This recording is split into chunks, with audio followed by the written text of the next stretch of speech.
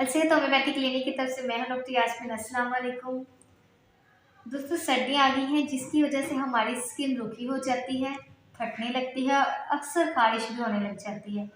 तो आज मैं आपको इसके बारे में बताऊंगी और कुछ होम्योपैथी मेडिसिन के बारे में बताऊंगी। तो शुरू करते हैं। हमारी स्किन ड्राई क्यों होती है, चाहे वो फेस की स्किन हो, हाथ की हो, पाँव की हो।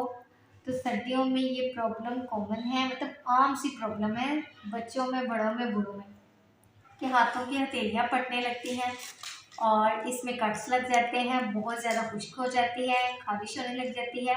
अब इसकी वजह यह है कि हमारे जिस्म से नमी की मिकदार कम हो जाती है।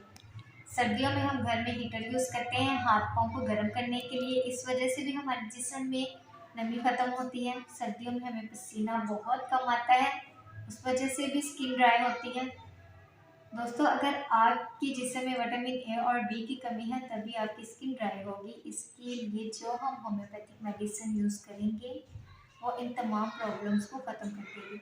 और सबसे पहले जो मेडिसिन है होम्योपैथी की वो है पेट्रोलियम 30। आपने इसकी 2 कतरे सुबह, 2 कतरे दोपहर और 2 कतरे शाम को लेने हैं। ये मेडिसिन आपको 1 मंथ यूज़ करनी है। और सेकंड मेडिसिन जो हमारी है वो है रूमिक्स 30।